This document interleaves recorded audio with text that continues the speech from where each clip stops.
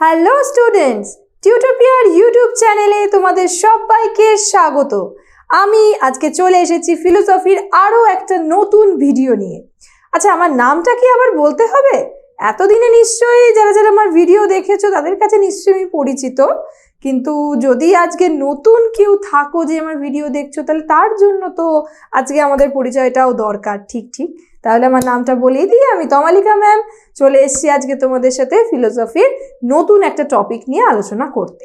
তো এতদিন ধরে আমি পাশ্চাত্য দর্শনের উপরে নানান রকম ভিডিও বানিয়েছি, প্রত্যেকটা চ্যাপ্টার ধরে ধরে তোমাদের ক্লাস 11-এর সিলেবাসে যে যে চ্যাপ্টার রয়েছে সেই চ্যাপ্টারের উপর ধরে ধরে অনেক ভিডিও বানিয়েছি। আশা করি তোমরা দেখেছো, এবং যারা দেখোনি তারা আমার ডেসক্রিপশন বক্সে লিঙ্ক দেওয়া থাকবে, সেখান থেকে দেখে নিতেই পারো। আজকে আমি যেটা শুরু করব সেটা হচ্ছে ইন্ডিয়ান ফিলোসফি। আজকে আমি তোমাদের ইন্ডিয়ান ফিলোসফি মানে বলতে পারো তোমাদের 6th চ্যাপ্টার, যেটা ভারতীয় দর্শন, সেই ভারতীয় দর্শনের ধারণা, এই চ্যাপ্টার থেকে একটা ইন্টারেস্টিং এবং ইম্পর্টেন্ট জায়গা আলোচনা করব। সেটা হচ্ছে ভারতীয় দর্শনের বিভিন্ন সম্প্রদায়, কত রকমের ভারতীয় দর্শনের সম্প্রদায় রয়েছে সেই সব নিয়ে আমরা বিশদে আলোচনা করব। তবে আলোচনা করার শুরুতে আমি বলে দিই একটা কথা, সেটা হচ্ছে এই চ্যাপ্টার থেকে তোমরা জানোই যে এমসিকিউ এবং এসএকিউ আসবে টোটাল 5 মার্কসের। 3টে মনে হয় এমসিকিউ এবং 2টো এসএকিউ। তো এই চ্যাপ্টার থেকে ফুল মার্কস তোলা কিন্তু ভীষণ সহজ, আর এই চ্যাপ্টারটা ভীষণ ইনফরমেটিভ চ্যাপ্টার। সুতরাং যদি একটু ভালো করে চ্যাপ্টারটা পড়ো তাহলে কিন্তু 5-এ 5 তোলা একেবারেই ইজি। আর যে জায়গাটা থেকে ম্যাক্সিমাম কোয়েশ্চেন আসে বা যে জায়গাটা গুলিয়ে যাওয়ার সম্ভাবনা বেশি থাকে, সেই জায়গাটা নিয়ে আজকে আমি তোমাদের সাথে আলোচনা করব। আশা করব এই ভিডিওটা দেখার পরে তোমাদের সেই কনফিউশনগুলো কেটে যাবে, এবং এই জায়গা থেকে পরীক্ষায় কোনো প্রশ্ন আসলে ডেফিনেটলি তোমরা তার কারেক্ট আনসার করবে। আচ্ছা, ভারতীয় দর্শনের কটা সম্প্রদায় আছে, কি কি কিসের ভিত্তিতে এই ভাগ হলো, সম্প্রদায়ের ভাগ হচ্ছে, সেটা আগে আমাদের জানতে হবে। সেটা হলো আস্তিক আর নাস্তিক, আস্তিক দর্শন এবং নাস্তিক দর্শন। এখানে একটা মজার ব্যাপার আছে। কেমন মজা? আচ্ছা, ছোটবেলা থেকে আমরা কিন্তু আস্তিক নাস্তিক ওয়ার্ডটা শুনে এসেছি, রাইট? আচ্ছা বলো তো, আস্তিক কাদেরকে বলি আমরা আর নাস্তিক কাদেরকে বলি? খুব সাধারণ মানুষ আমাদের কাছে এইটাই আস্তিক কথাটার মানে এটাই দাঁড়ায় যে আস্তিক হচ্ছে যারা ঈশ্বরে বিশ্বাস করে, আর নাস্তিক হচ্ছেন যারা ঈশ্বরে অবিশ্বাস করে। তো এই হচ্ছে আমাদের কাছে আস্তিক এবং নাস্তিক এই কনসেপ্ট। কিন্তু ভারতীয় দর্শন বা ইন্ডিয়ান ফিলোসফিতে কিন্তু আস্তিক বা নাস্তিক বলতে এটা বোঝানো হয় না। আস্তিক বা নাস্তিক দর্শনের মেন ভিত্তিটাই হচ্ছে কিন্তু বেদ। বেদকে যারা বিশ্বাস করে তাদেরকে বলা হয় আস্তিক, আর বেদে যারা অবিশ্বাসী তাদেরকে বলা হয় নাস্তিক। মানে বেদে যারা বিশ্বাস করে, মানে বেদে বিশ্বাসী বলতে পারি আমরা, বেদে যারা বিশ্বাস করে তারা হলো আস্তিক, আর যারা বেদকে অস্বীকার করে বা বেদকে অবিশ্বাস করে তারা হলো নাস্তিক। আচ্ছা, আমার হাতের লেখা তো এতদিন যারা ভিডিও দেখছো তারা জেনেই গেছো, অসম্ভব সুন্দর হাতের লেখা। তো তার জন্য আমি প্রত্যেকবারই রিকোয়েস্ট করি তোমাদেরকে যে একটু কষ্ট করে লেখাটা পড়ে নিই। আমি চেষ্টা করি যতটা সুন্দর করার, যদিও করে উঠতে পারি না, কিন্তু ওই ট্রাই করে যাচ্ছি। তো বেদে যারা বিশ্বাস করে তাদেরকে বলা হচ্ছে আস্তিক, এবং বেদে যারা অবিশ্বাস করে তাদের বলা হচ্ছে নাস্তিক। তাহলে তোমাদের মনে এখন প্রশ্ন আসতে পারে, তাহলে ঈশ্বরের সাথে কি কোনো রিলেশন নেই? দেখো, ঈশ্বরে বিশ্বাস করতেও পারে নাও করতে পারে, তার সাথে কিন্তু আস্তিক নাস্তিক ম্যাটার করছে না। মানে এরকমও আমি তোমাদের এরপরে দেখাবো এমন দার্শনিক, এমন দর্শন রয়েছে যারা ঈশ্বরে বিশ্বাস করে না কিন্তু বেদে বিশ্বাস করে, তাদেরকে আস্তিক বলে দেওয়া হচ্ছে। বুঝতে পেরেছো? সুতরাং যারা আস্তিক হবে নট নেসেসারি তারা ঈশ্বরে বিশ্বাস করবেই, মানে তারা ঈশ্বর বিশ্বাসী হতেও পারেন, আবার অবিশ্বাসীও কিন্তু হতে পারে। সুতরাং কখনোই আস্তিক মানে কখনোই ধরে নিও না যে তারা অবশ্যই ঈশ্বরে বিশ্বাসী হবে। ঈশ্বরে অবিশ্বাস করেও কিন্তু তারা আস্তিক হতে পারে যদি তারা বেদে বিশ্বাস করে। আর যদি তারা বেদে অবিশ্বাস করে তাহলে ঈশ্বরে বিশ্বাস করলো কি না করলো কিছুই ম্যাটার করে না। বেদে অবিশ্বাস করে মানে তাদেরকে ডিরেক্ট ধরে নেওয়া হবে যে তারা নাস্তিক। তো এই আস্তিক নাস্তিক সম্প্রদায় যেটা বললাম, ভারতীয় দর্শনের যে টোটাল সম্প্রদায় রয়েছে তাদের মধ্যে কারা কারা আস্তিক দর্শনের অন্তর্ভুক্ত, কারা কারা নাস্তিক দর্শনের অন্তর্ভুক্ত সেটা আমাদের জানতে হবে। তাহলে তার আগে জেনে নিই কত রকমের সম্প্রদায় আমরা দেখতে পাই ভারতীয় দর্শনে। টোটাল আমরা 9টা সম্প্রদায় দেখতে পাই। কি কি? 1 নম্বর হচ্ছে, আচ্ছা এখানে ব্ল্যাক দিয়ে সব লেখা আছে, আমি রেড দিয়ে করি তাহলে তোমাদের দেখতে বুঝতে সুবিধা হবে। 1 নম্বর হচ্ছে চার্বাক, 2 বৌদ্ধ, 3 জৈন, 4 ন্যায়, 5 বৈশেষিক, 6 সাংখ্য, 7 যোগ, 8 মীমাংসা আর 9 বেদান্ত। এই 9টা সম্প্রদায় আছে টোটাল ভারতীয় দর্শনে। তাহলে এরপরের প্রশ্ন হলো যে এই 9টা সম্প্রদায়ের মধ্যে কটা সম্প্রদায় আস্তিক দর্শনের অন্তর্ভুক্ত আর কটা সম্প্রদায় নাস্তিক দর্শনের অন্তর্ভুক্ত সেটা আমাদের জানতে হবে। তাহলে এটা কিন্তু একটা ইম্পর্টেন্ট কোয়েশ্চেন, আমি তোমাদের বলে দিলাম। সেটা হচ্ছে ভারতীয় দর্শনে কটা সম্প্রদায় কি কি, এসে কিউ আসতেই পারে। সেক্ষেত্রে 9টা সম্প্রদায়ের নাম ঠিক ঠিক করে লিখতে পারলে কিন্তু একেবারে ফুল মার্কস। ওই যে আজকে ক্লাসের শুরুতে, আজকে ভিডিও শুরুতেই আমি তোমাদের বললাম এই চ্যাপ্টারটা কিন্তু ভীষণ স্কোরিং চ্যাপ্টার। ঠিক ঠিক ইনফরমেশনগুলো দিতে পারলে কিন্তু একেবারে ফুল মার্কস পেতে কেউ আটকাতে পারবে না। এসে কিউগুলো তো একেবারেই ফুল মার্কসের মানে নাম্বার কাটার কোনো জায়গাই থাকবে না। দেখো না, এরকম ধরনের কোয়েশ্চেনগুলো যদি আসে, তোমরা জাস্ট যদি 9টা দর্শনের নাম ঠিক ঠিক লিখে দাও তাহলেই একেবারে ছাক্কা নম্বর চলে আসবে। আচ্ছা, তাহলে এবারে আমরা জানবো কোন দর্শনগুলো বেদে বিশ্বাসী, মানে কোন দর্শনগুলো আস্তিক দর্শন। দেখো, ন্যায় দর্শন, বৈশেষিক দর্শন আর যোগ দর্শন, এই 3টে দর্শন বেদেও বিশ্বাস করে এবং ঈশ্বরেও বিশ্বাস করে। আমি এখানে একটু ভাগ করে নিয়েছি যে কারা কারা আস্তিক কারা কারা নাস্তিক। তার মধ্যেও আস্তিকের মধ্যেও আমি তোমাদেরকে ভাগ করে দেখাচ্ছি যে কারা কারা বেদে বিশ্বাস করে, কারা কারা বেদে বিশ্বাস করলেও ঈশ্বরে অবিশ্বাস করে, কিন্তু আস্তিকের মধ্যেই তারা পড়ে। এই 3টে সম্প্রদায় কিন্তু বেদেও বিশ্বাস করে আবার ঈশ্বরেও বিশ্বাস করে। এরপরে রয়েছে সাংখ্য, 4 নম্বর, 5 নম্বর, 6 নম্বর। সাংখ্য, মীমাংসা, বেদান্ত, এরা বেদে বিশ্বাস করে কিন্তু ঈশ্বরে অবিশ্বাস করে। ওই যে আমি বললাম যে এরকম সম্প্রদায় তোমাদের আমি দেখাবো যারা আস্তিক দর্শন, তারা আস্তিক দর্শন কিন্তু ঈশ্বরে বিশ্বাস করে না, বেদে বিশ্বাস করে। এই যে দেখো, সাংখ্য, মীমাংসা, বেদান্ত, এরা বেদে বিশ্বাস করে কিন্তু ঈশ্বরে কিন্তু অবিশ্বাসী।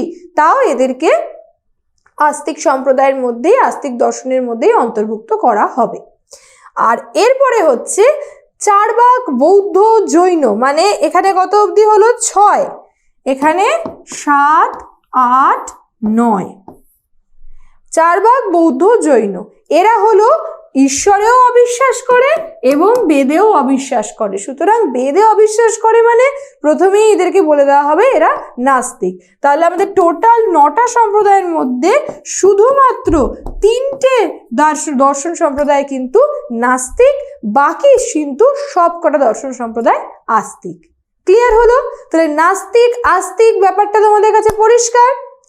এরপরে আমি চলে যাচ্ছি স্বরদর্শন। এটাও খুব ইম্পর্টেন্ট একটা কোয়েশ্চেন, এটাও এসএকিউতে আসে যে স্বরদর্শন মানে কোন কোন দর্শনকে এখানে অন্তর্ভুক্ত করা হয়েছে। স্বরদর্শনের মধ্যে আছে এই 6টা দর্শন। কি কি? ন্যায়, বৈশেষিক, সাংখ্য, যোগ, মীমাংসা আর হচ্ছে বেদান্ত। এই 6টা দর্শন মিলে তৈরি হয় স্বরদর্শন। তাহলে এটাও কিন্তু একটা ইম্পর্টেন্ট কোয়েশ্চেন। এখানে প্রত্যেকটা ইনফরমেশন কিন্তু এক একটা কোয়েশ্চেন, কোনোটা কিন্তু স্কিপ করা যাবে না একেবারেই। এরপরে আমি একটা একটা করে দর্শনের সেই দর্শনের প্রতিষ্ঠাতাকে, সেই দর্শনের মূল গ্রন্থ কি, সেই দর্শনের সম্পর্কে বিশেষ কোনো বৈশিষ্ট্য থাকলে সেইগুলো নিয়ে আমি আলোচনা করছি। প্রত্যেকটা দর্শন ধরে, মানে আমাদের 9টা দর্শন আছে, 9টা দর্শন ধরেই আমি আলোচনা করছি, বাট ইন ডিটেল নয়। কেননা এই যেমন ধরো ন্যায় দর্শন, তারপরে চারবাক বৌদ্ধ, এই দর্শনগুলো তোমাদের সিলেবাসেই এলাবোরেটলি রয়েছে। তো তখন ওই চ্যাপ্টারগুলো যখন যাব আমরা, সেই চ্যাপ্টারগুলোতে এলাবোরেটলি আলোচনা করব। এখান থেকে আমি যেটা শুধুমাত্র তোমাদের আলোচনা করে দিয়ে যাচ্ছি, সেটা হচ্ছে পরীক্ষায় যে জায়গাটা থেকে আসবে তোমাদের প্রশ্ন, যে কোনো দর্শন সম্পর্কে সেই দর্শনের প্রতিষ্ঠাতাকে, বা সেই দর্শনের মূল গ্রন্থকে, বা সেই দর্শনে যদি বিশেষ কোনো বৈশিষ্ট্য থেকে থাকে সেটা কি। প্রথমেই বলি ন্যায় দর্শনের কথা। ন্যায় দর্শনের প্রতিষ্ঠাতা হলেন মহর্ষি গৌতম। মহর্ষি গৌতম হলেন ন্যায় দর্শনের প্রতিষ্ঠাতা, যার ছবি তোমরা এখানে দেখতে পাচ্ছ। আর এর মূল গ্রন্থ হচ্ছে ন্যায় সূত্র। মূল গ্রন্থ ন্যায় দর্শনের হলো ন্যায় সূত্র। এটা হলো ন্যায় দর্শনের মূল গ্রন্থ। আর ন্যায় দর্শন সম্প্রদায়ের যারা দার্শনিক তাদেরকে বলা হয় নৈয়ায়িক। এই টার্মটা তোমরা হয়তো বইয়ে দেখে ফেলেওছো। নৈয়ায়িক কাদের বলা হয় না, ন্যায় দর্শনের যারা দার্শনিক বা ন্যায় দর্শনে বিশ্বাসী যে সমস্ত দার্শনিক, তাদেরকে বলা হয় কিন্তু নৈয়ায়িক। ঠিক আছে, এটাও কিন্তু একটা কোয়েশ্চেন, এসএকিউ কিন্তু এখান থেকে আসতে পারে। আর এমসিকিউর জায়গা তো সব জায়গাতেই রয়েছে, সেটা আর আলাদা করে বলছি না। এরপরে চলে যাচ্ছি আমরা বৈশেষিক দর্শন। বৈশেষিক দর্শনের প্রতিষ্ঠাতা হলেন কনাদ মুনি। কনাদ মুনি হলেন বৈশেষিক দর্শনের প্রতিষ্ঠাতা। আর এই দর্শনের মূল গ্রন্থ হলো বৈশেষিক সূত্র। ঠিক আছে, এরপরে আমরা চলে যাচ্ছি সাংখ্য দর্শন। দেখো, প্রত্যেকটা দর্শনের প্রতিষ্ঠাতার মূল গ্রন্থ, এটা কিন্তু ভীষণ ভীষণ ইম্পর্টেন্ট জায়গা। এখান থেকেই কিন্তু প্রশ্ন আসে এই জায়গাটার, যার জন্য এই ক্রিম জায়গাটা নিয়ে আজকে তোমাদের কাছে আমি আলোচনা করছি। যদি এই জায়গাটা তোমাদের মাথায় পুরো বসে যায়, এখান থেকে যা কোয়েশ্চেন আসবে তোমাদের আনসার করতে কোনো প্রবলেম হবে না। এরপর বলছি আমি সাংখ্য দর্শন। সাংখ্য দর্শনের প্রতিষ্ঠাতা হলেন কপিল মুনি, এবং এই সাংখ্য দর্শনের মূল গ্রন্থ হলো সাংখ্য সূত্র। ঠিক আছে, আর সাংখ্য দর্শনকে বলা হয় নিরীশ্বরবাদী দর্শন। এটা হচ্ছে একটা স্পেশাল বৈশিষ্ট্য, যার জন্য আমি তোমাদের বললাম যে বিশেষ কোনো বৈশিষ্ট্য থাকলে কোনো দর্শনে সেটা নিয়ে আমি বলে দেবো, কারণ সেখান থেকেও প্রশ্ন আসার চান্স আছে। সাংখ্য দর্শনকে বলা হচ্ছে নিরীশ্বরবাদী দর্শন। কেন বলা হচ্ছে না, এরা বেদে বিশ্বাসী কিন্তু ঈশ্বরে অবিশ্বাসী। যেহেতু এরা ঈশ্বরে অবিশ্বাসী, সেহেতু সাংখ্য দর্শনকে বলা হয় নিরীশ্বরবাদী দর্শন। তাহলে কোন দর্শনকে নিরীশ্বরবাদী দর্শন বলা হয়, এটাও কিন্তু একটা এসএকিউ তো আসতেই পারে, এবং ডেফিনেটলি এমসিকিউ আসতে পারে। নিরীশ্বরবাদী দর্শন কাকে বলা হয় বলে 4টে অপশন দিয়ে দিল, তো সেক্ষেত্রে রাইট আনসার হবে সাংখ্য দর্শন। এটা কিন্তু কোনোভাবেই যেন ভুল করো না। এরপরে চলে যাচ্ছি আমরা যোগ দর্শন। যোগ দর্শনের প্রতিষ্ঠাতা হলো পতঞ্জলি, ঋষি পতঞ্জলি। আর এর গ্রন্থ হলো যোগসূত্র। যোগসূত্র হলো যোগ দর্শনের মূল গ্রন্থ। আর যোগ দর্শনকে বলা হয় শেষর সাংখ্য। এক্ষুনি আমরা সাংখ্য দর্শন পড়লাম, সেখানে আমরা স্পেশাল বৈশিষ্ট্য কি দেখলাম না, সাংখ্য দর্শনকে বলা হচ্ছে নিরীশ্বরবাদী দর্শন। কেন? তারা বেদে বিশ্বাস করলেও ঈশ্বরে কিন্তু অবিশ্বাস করে। আর যোগ দর্শনকে বলা হচ্ছে শেষর সাংখ্য। সাংখ্য এর জন্যই বলা হচ্ছে কেননা সাংখ্য দর্শনের সাথে যোগ দর্শনের অনেকটাই মিল রয়েছে, বাট ডিফারেন্স আছে একটা মূল জায়গায়। সেটা হচ্ছে যোগ দর্শন বেদেও বিশ্বাসী, আবার ঈশ্বরেও কিন্তু বিশ্বাসী। তার মানে দেখো, যোগ দর্শন এবং সাংখ্য দর্শনের একটা বেসিক বা মৌলিক পার্থক্য হচ্ছে যে একটা দর্শন বেদেও বিশ্বাসী, ঈশ্বরেও বিশ্বাসী, আর একটা দর্শন বেদে বিশ্বাসী বটে কিন্তু ঈশ্বরে বিশ্বাসী নয়। তো তার জন্য যোগ দর্শনকে বলা হয় শেষর সাংখ্য। এটাও একটা কিন্তু ইম্পর্টেন্ট কোয়েশ্চেন, এখান থেকেও এমসিকিউ বা এসিকিউ আসতে পারে। শেষর সাংখ্য কোন দর্শনকে বলা হয়, বা যোগ দর্শনের আরেকটি নাম কি, এভাবে কিন্তু কোয়েশ্চেন আসতে পারে, আর এমসিকিউ তো ডেফিনেটলি। ওকে, এরপরে চলে যাচ্ছি আমরা মীমাংসা দর্শন। মীমাংসা দর্শনের প্রতিষ্ঠাতা হলেন মহর্ষি জৈমিনী।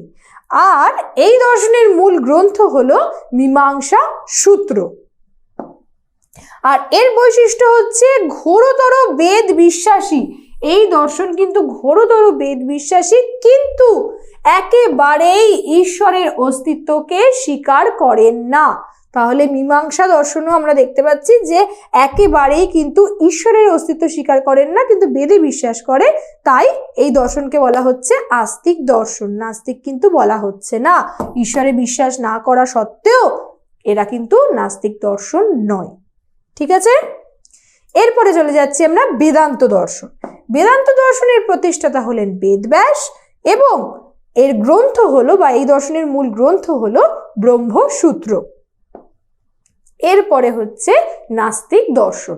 তাহলে আস্তিক দর্শন যে ছটা দর্শন, স্বরদর্শন যেটাকে আমরা বললাম, সেই ছটা দর্শনের আলোচনা আমরা করলাম। সেই দর্শনের প্রতিষ্ঠাতা কে, সেই দর্শনের মূল গ্রন্থ কি, বা সেই দর্শনে যদি কোনো স্পেশাল বৈশিষ্ট্য থাকে সেটা নিয়ে আমরা আলোচনা করলাম। এরপরে আমরা চলে যাচ্ছি নাস্তিক দর্শন। আমাদের নাস্তিক দর্শন কটা আছে ভারতীয় দর্শনে? তিনটে, চার্বাক, বৌদ্ধ, জৈন, রাইট? তাহলে প্রথম আমরা দেখি চার্বাক দর্শন। চার্বাক দর্শনের প্রতিষ্ঠাতা দেবগুরু বৃহস্পতি, ঠিক শিওর করে বলা যায় না, কেননা এই বিষয়টা ভীষণই বিতর্কিত। চার্বাক দর্শনের প্রতিষ্ঠাতা সম্পর্কে কিন্তু একটা মানে মতবিরোধ রয়েছে। কেউ কেউ বলেন যে দেবগুরু বৃহস্পতি এই দর্শনের প্রতিষ্ঠাতা, তার জন্য এই দর্শনকে বার্হস্পত্য দর্শনও বলা হয়ে থাকে। আবার কেউ কেউ মনে করেন যে না, বৃহস্পতি নয়, চার্বাক এক ঋষি ছিলেন, তার নাম অনুসারে এই দর্শনের নাম হয়েছে চার্বাক দর্শন। অনেকে মনে করে যে চার্বাক দর্শনের মূল বক্তব্যই ছিল যে দৈহিক সুখ, খাওয়া দাওয়া।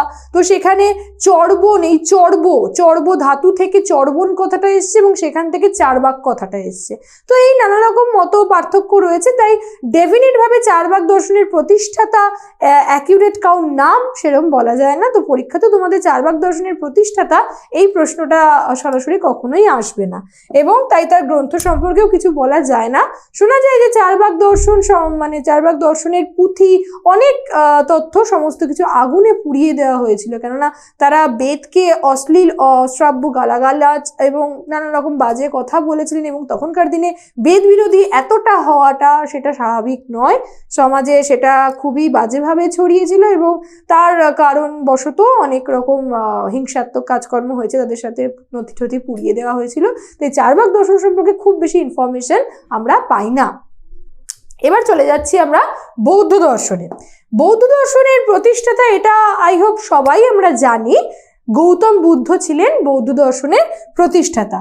আর গ্রন্থ যদি বলা হয় তাহলে গৌতম বুদ্ধ সরাসরি নিজে হাতে কোনো গ্রন্থ লেখেননি, তার যারা শিষ্য ছিলেন তাই শিষ্যরা নিজে তার বাণীগুলোকে একত্রিত করে তিনটে গ্রন্থ রচনা করেছিলেন। একটা হচ্ছে বিনয় পিটক, একটা সুত্ত পিটক, একটা হচ্ছে অভিধর্ম পিটক। আর এই তিনটে পিটককে একত্রিত করে তৈরি হয়েছিল ত্রিপিটক, যেটা বৌদ্ধ দর্শনের মূল গ্রন্থ। ত্রিপিটক হলো বৌদ্ধ দর্শনের মূল গ্রন্থ। কখনোই কিন্তু এই তিনটেকে মূল গ্রন্থ মনে করো না, আলাদা আলাদা নাম বলো না, এই তিনটে একত্রিত করে তৈরি হয়েছে ত্রিপিটক। এই ত্রিপিটক হচ্ছে বৌদ্ধ দর্শনের মূল গ্রন্থ। ঠিক আছে, এরপরে চলে যাচ্ছে আমরা জৈন দর্শন। জৈন দর্শনের প্রতিষ্ঠাতাভাবে একজন কাউকে বলা যায় না, কেননা 24 জন তীর্থঙ্কর বা সিদ্ধ পুরুষ মিলে এই দর্শনের প্রচার করেছিলেন। এই দর্শনের প্রথম তীর্থঙ্করের নাম হচ্ছে ঋষভদেব এবং শেষ তীর্থঙ্করের নাম হচ্ছে মহাবীর। এই নামটা হয়তো আমরা কেউ কেউ জানি, কেউ কেউ কেন অনেকেই জানি হয়তো মহাবীর, কিন্তু তিনি ছিলেন সর্বশেষ তীর্থঙ্কর। সর্বপ্রথম তীর্থঙ্কর ছিলেন কিন্তু ঋষভদেব। এই নামগুলো কিন্তু মনে রাখবে। আচ্ছা, তোমাদের সুবিধার জন্য আমি এতক্ষণ যে পড়লাম, এবার কনস্ট্যান্ট স্লাইড চেঞ্জ করে করে করে গেলাম, তোমাদের হয়তো মাথায় বসতেও সময় লাগতে পারে। তো তার জন্য তোমাদের সুবিধার জন্য আমি একটা ছক করে নিয়ে এসেছি তোমাদের কাছে। এই ছকটা যদি মাথায় রাখো, ভালোভাবে একেবারে চোখে সেট হয়ে যায়, তাহলে কিন্তু এই জায়গাটা তোমাদের একদম তৈরি হয়ে গেছে ধরে নেবে।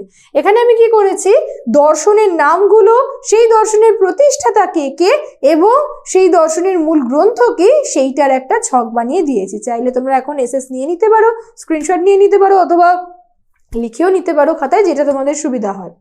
দেখো, ন্যায় দর্শনের প্রতিষ্ঠাতা কি বলেছিলাম, মহর্ষি গৌতম, এবং গ্রন্থ হচ্ছে ন্যায় সূত্র। বৈশেষিক দর্শনের প্রতিষ্ঠাতা কনাদ মুনি, আর গ্রন্থ হচ্ছে বৈশেষিক সূত্র। সাংখ্য দর্শনের প্রতিষ্ঠাতা কপিল মুনি, আর গ্রন্থ হচ্ছে সাংখ্যসূত্র। যোগ দর্শনের প্রতিষ্ঠাতা পতঞ্জলি, আর গ্রন্থ হচ্ছে যোগসূত্র। মীমাংসা দর্শনের প্রতিষ্ঠাতা জৈমিনী, আর তার গ্রন্থ হচ্ছে মীমাংসা সূত্র। আর বেদান্ত দর্শনের প্রতিষ্ঠাতা হচ্ছে বেদব্যাস, গ্রন্থ হচ্ছে ব্রহ্মসূত্র। চার্বাক দর্শন সম্পর্কে তো আমি বললামই, যেরকম স্পেসিফিক ভাবে কাউর নামটা নির্দিষ্ট করে বলাটা যায় না, এবং গ্রন্থও তাদের মূল গ্রন্থ হিসেবে কিছু নেই। বৌদ্ধ দর্শনের প্রতিষ্ঠাতা গৌতম বুদ্ধ, আর মূল গ্রন্থ ত্রিপিটক। আর জৈন দর্শনেরও 24 জন তীর্থঙ্কর মিলেই ধর্মটা প্রচার করেছিলেন। তো এই গ্রন্থে আলাদা করে ওইভাবে স্পেসিফিক ভাবে কোনো ধর্মগ্রন্থ আমরা পাই না। তাহলে এই হলো আজকে আমাদের আলোচনা। আশা করি তোমাদের এই ছকটা থেকে বা আজকে যে ক্লাসে যা যা আমি বললাম সেই ইনফরমেশনগুলো যদি তোমরা ভালোভাবে মাথায় নিয়ে নিতে পারো, তাহলে এই জায়গাটা আলাদা করে তোমাদের পরীক্ষায় আর তৈরি করার কোনো প্রয়োজন পড়বে না। এই জায়গা থেকে যা যা প্রশ্ন আসতে পারে এই টপিকটা থেকে, সেটা আমি সবটাই তোমাদের কাছে আলোচনা করলাম। আশা করি তোমাদের উপকারে লাগবে। তো এরকমই আর কি কি টপিক নিয়ে আলোচনা করলে তোমাদের সুবিধা হয় সেটা কিন্তু তোমরা আমার সাথে শেয়ার করতে পারো, আমাকে কমেন্ট করতে পারো। আমি তাহলে নেক্সট ভিডিও তোমাদের জন্য সেটা নিয়েই আসবো। আর এইভাবেই যদি তোমরা আমার সাথে ক্লাস করতে চাও, আমার সাথে ফিলোসফি পড়তে চাও, তাহলে জয়েন হতে পারো আমার লাইভ ক্লাসে। সেই লাইভ ক্লাস থাকবে 2 ঘন্টার, প্রত্যেক সপ্তাহে একটা করে। এখানে ইউটিউবে তো আমার সময় লিমিটেড, আসছি আমি প্রত্যেক সপ্তাহে নানান রকম ভিডিও নিয়ে, কিন্তু 2 ঘন্টা ধরে ক্লাস করা তো এখানে আমার সম্ভব নয়। তো আমি লাইভ ক্লাসে তোমরা পাবে আমার সাথে সরাসরি কথা বলার সুযোগ। সেখানে তোমাদের যে কোনো রকম ডাউট, যে কোনো রকম প্রশ্ন আমাকে সরাসরি জিজ্ঞাসা করতে পারবে, এবং তা সেই ক্লাসের সাথে সাথে থাকবে তোমাদের নোটসের PDF, যেটা তোমরা সঙ্গে সঙ্গে পেয়ে যাবে। এছাড়াও থাকবে আরো অনেক কিছু লাইভ ক্লাসে, যেটা তোমরা জানতে পারবে নিচে দেওয়া এই নাম্বারে যোগাযোগ করলে। তো লাইভ ক্লাস সংক্রান্ত যে কোনো তথ্য জানতে হলে নিচে দেওয়া এই নাম্বারে যোগাযোগ করো। আর অবশ্যই আমাকে কমেন্টে জানাও নেক্সট ভিডিও তোমরা কোন টপিকের উপর চাইছো। ঠিক আছে, তাহলে দেখা হচ্ছে তোমাদের সাথে পরে অন্য কোনো টপিকে। ভালো থেকো, সুস্থ থেকো।